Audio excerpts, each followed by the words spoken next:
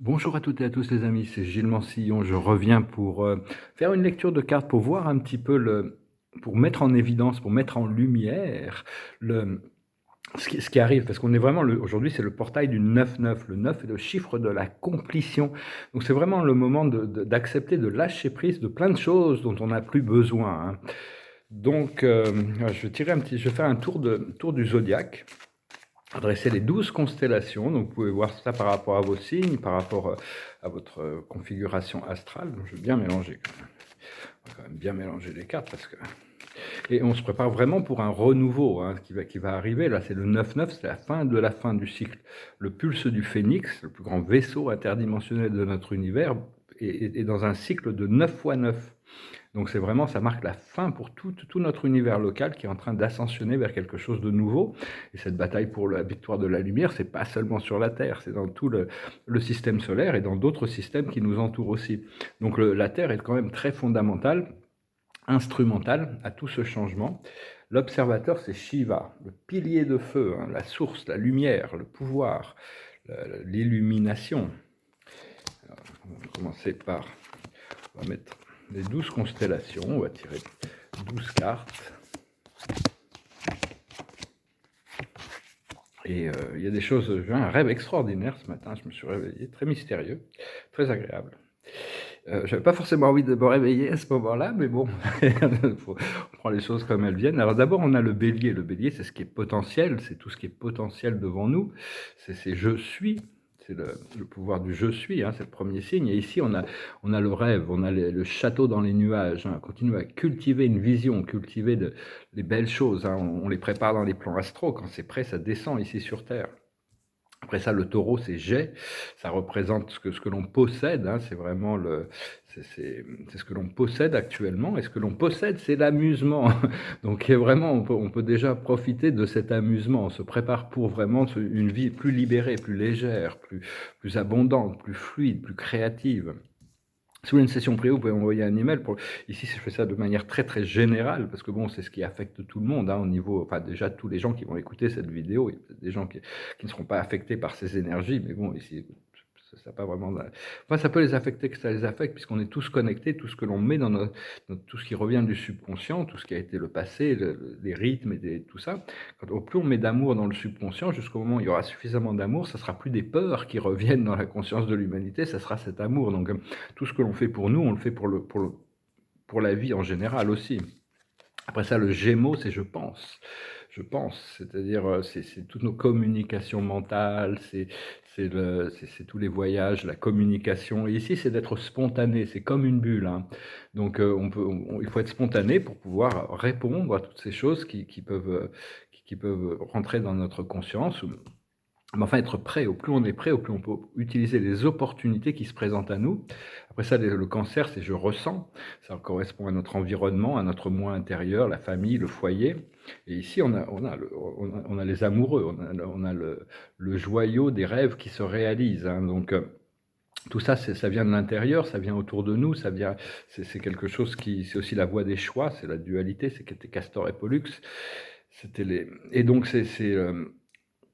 on a, on a cette énergie des joyaux de réalisation dans notre environnement, hein, qui va se transformer assez rapidement.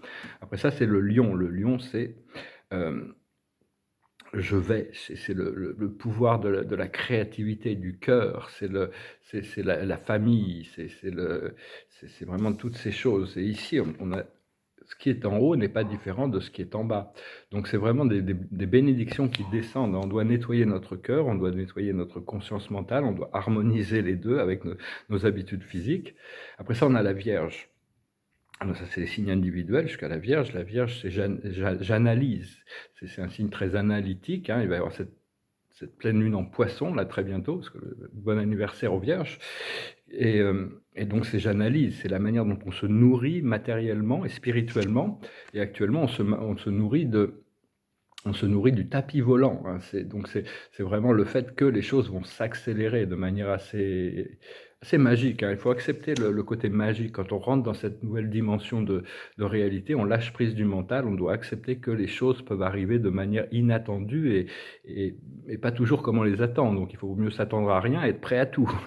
Après ça, on a la balance, on rentre dans les signes collectifs. La balance, c'est j'équilibre, je balance, c'est le signe c'est par rapport à toutes les relations, toutes les relations. On a une relation avec nous-mêmes, avec notre corps, avec le créateur, avec la source, avec les autres, avec toutes sortes de choses. Ici, c'est le monde des relations. Et ici, on n'est pas très optimiste par rapport aux relations, hein. Il y a toujours un peu de nostalgie, de regarder dans le passé, c'est la mère des perles. La perle, c'est vraiment quand l'impureté rentre dans l'huître, c'est une impureté qui rentre, mais qui crée ces choses magnifiques. Donc, c'est important de continuer à accepter les perles de sagesse qui sont toutes nos luttes, toutes les choses qui nous ont chagrinés dans le passé nous ont apporté à cette sagesse, hein. Donc on va quand même retirer une carte et là, on va pouvoir, à travers le monde social, le monde des relations, le désir de goûter aux meilleures choses de la vie. Ça s'appelle ici le fruit élixir, l'essence. Donc il faut quand même avoir un petit peu de discrimination sur la manière dont on se nourrit, hein, pour mieux se nourrir d'en haut que de se nourrir d'en bas. Après ça, on arrive dans le scorpion. Le scorpion, c'est je désire, c'est le corps du désir, c'est le subconscient. Et c'est les choses profondes du subconscient, le sexe, la mort, l'argent, toutes ces choses profondes du subconscient qu'on doit transformer progressivement. Notre subconscient, c'est quelque chose de très puissant. On n'a pas vraiment de pouvoir dessus, à part de transmuter les peurs et les ombres et les doutes pour le remplir d'amour, de foi, de confiance. Et ici, qu'est-ce qu'on a comme carte? On a le jardin des roses. Donc ça y est, le travail a été fait au niveau du nettoyage du subconscient. Ça a pris du temps, hein, quand même, ça se passe pas, les bonnes choses ne se passent pas. Je crois que c'était, il y a pas un philosophe, mais un homme d'affaires qui s'appelle Warren Buffett, il disait, les bonnes choses prennent du temps. Un bébé, ça prend 9 mois. Même si vous mettez enceinte 9 femmes, vous n'aurez pas un bébé dans 1 mois. Donc je veux dire, toutes les choses, les bonnes choses prennent du temps. Parce qu'on est beaucoup avec l'internet dans la gratification instantanée. On appuie sur le bouton et ça y est, on a ce qu'on veut.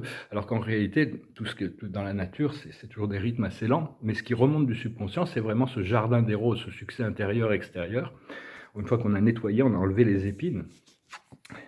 Après ça, en Sagittaire, c'est je cible, c'est nos philosophies, nos lois, nos concerns au niveau spirituel et intellectuel. Le Sagittaire, c'est la force de l'homme, l'intelligence de l'homme et la force du cheval. Il y a le Sagittaire céleste, le Sagittaire terrestre.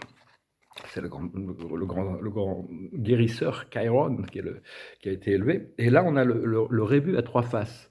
C'est-à-dire, on ne peut pas résoudre mentalement la spéculation intellectuelle ne va pas pouvoir résoudre ou comprendre les choses. Donc, on doit vraiment rester ouvert à l'habilité de recevoir les informations du miroir de la vie aussi.